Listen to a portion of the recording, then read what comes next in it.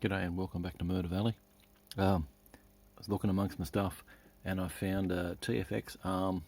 It's a 16.5, but I found it amongst my stuff. I took it out of a chassis that I was running.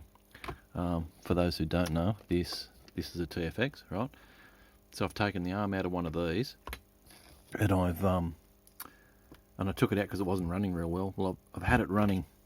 I've had it running just in a AFX non-mag, and it's actually running quite well. So I figured, I'm dropping tyres everywhere. I figured I've got nothing to lose. I'm going to have a crack at putting it in this and see what it does. So taking the guide pin out. So this is on 12.5 volts. Let's just see what it gets right now on the dyno. Oh.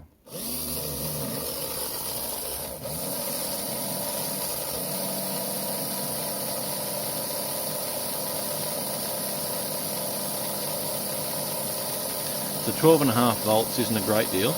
I'll just pause the video now and I'll come back and after it's run in for a little bit to show you some kind of indication of what it's getting. Well, so that's no real improvement at all. So let's call it 1.4, hey? So let's pop this out. Now I need a screwdriver.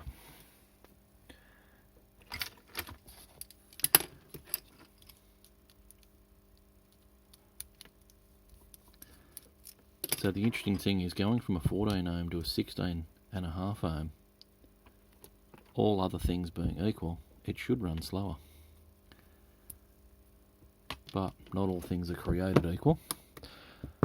T-jet tool, right? So these are for the top plate and the T-jet. There's a T-dash, right? So it's designed for the top plate to sit in that way so you can push the top arm out. This doesn't fit in this way, but it does fit in this way. So that's a little spring steel plate to stick underneath to support the top plate so it doesn't flex too much. Flick this round, line up the center shaft, push it down.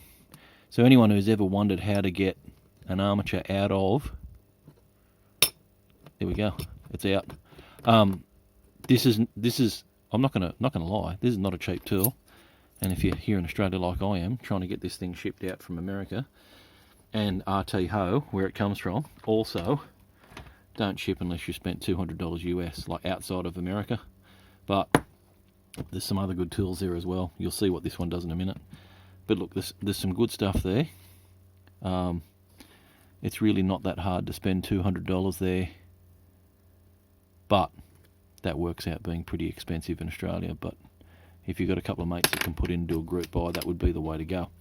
So what I'm going to do now, take that screw out, I'm going to pop this armature in. I'm going to get the top plate. I'm going to see what we've got in the way of free play top to bottom. Right, so that's in. Now how much?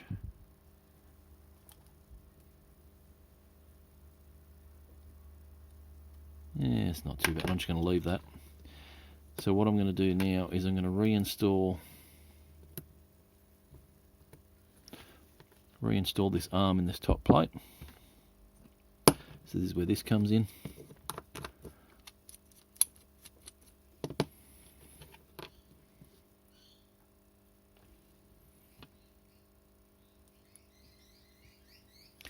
So the object of whenever pressing anything, on, the object of the game is to get it on square. I'm having a shocker. Can never do anything tidy when I'm on video. Alright, take that out further. So I don't have the right size mandrel, that's the brass piece at the bottom for this, because this is a T-jet tool and the 4-gear has a different size pinion.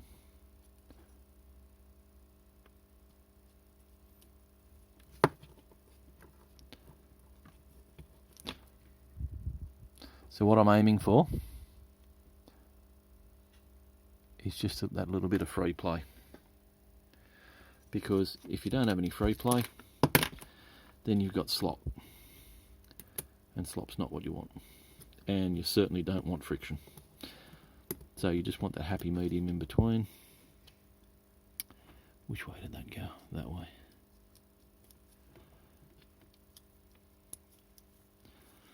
So if anyone never realised why these things are called a 4-gear, just count the number of gears along the top plate.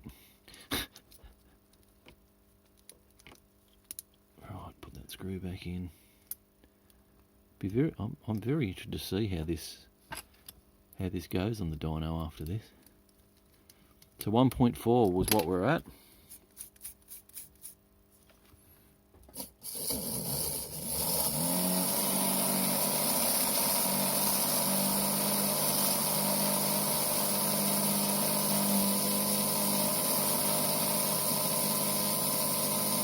Interesting. No better.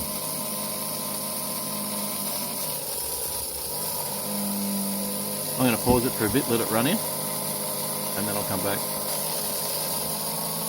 Alright, so literally that's been less than a minute that I've had it paused for, and all I've ended up doing is lubing the top and bottom pivot holes of the arm. So just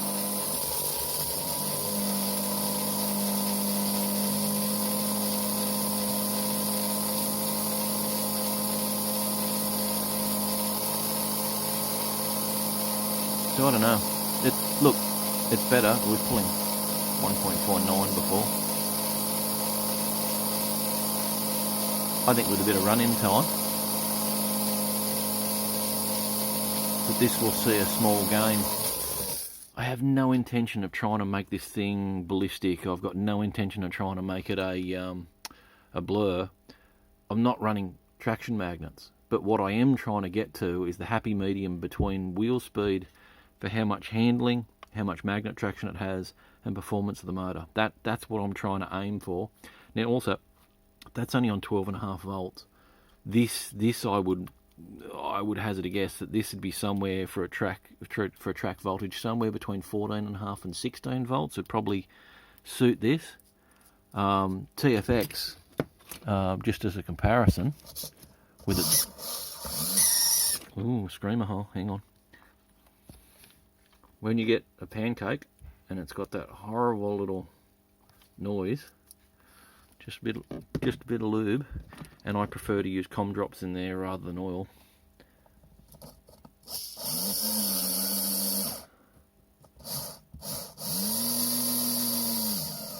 Come on. What's going on there?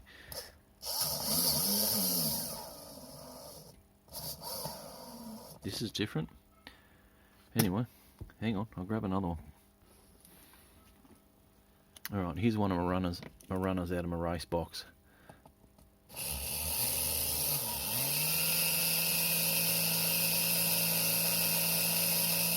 So I should be able to get more out of this arm, hopefully, that's in this.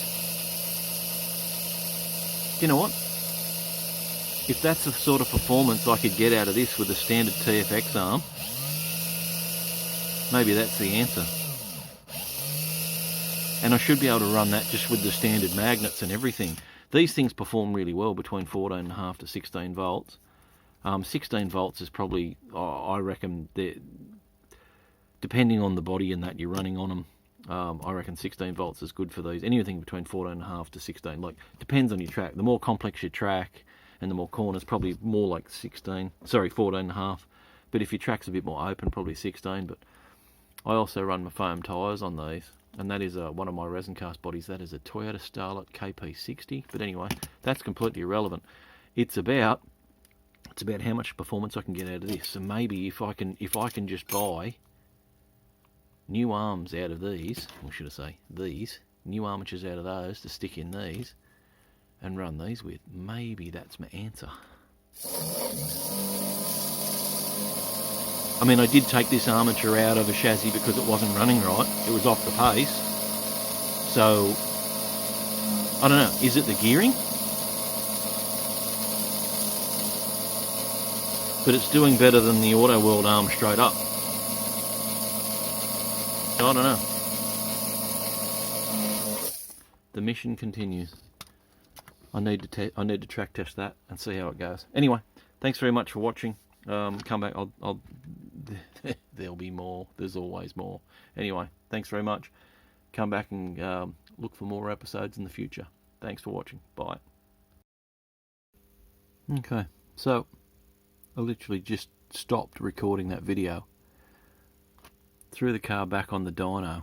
Remembered I've got another one of these armatures that's a brand newie sitting in my part stuff, right? So I'm just like, let's just stick it back on the dyno and run it for a bit longer. Put it on, and the armature just free spun, and the back wheels did nothing. I've split the pinion. Now, to add to my absolute disappointment in the fact that that's split, I've just jumped online to see if I can buy them in spare parts. And so far the answer's no. I've looked on Jag Hobbies, I've looked on eBay. So that's a unique size pinion. So, what's that, rubbish now? What a disappointment. I've got another chassis here that I pulled apart because I did something or other with, and I can't find the top plate. Can't remember whether I've got the pinion off that, or like where it is, whether we've still got the armature and the plate or whatever, but what? So I've got to pull a whole car apart just to get a pinion, just to get this running so I can test run it. I'm very underwhelmed, Autoworld. You're not frustrated. Anyway, look, things are the way they are, and of course, availability of parts in Australia. So what's a pinion gear going to cost me, even if I can find one? Good stuff. Anyway, the joys of Hoscar in Australia. Anyway, thanks very much. Come back next video. I'll sort something out in the meantime.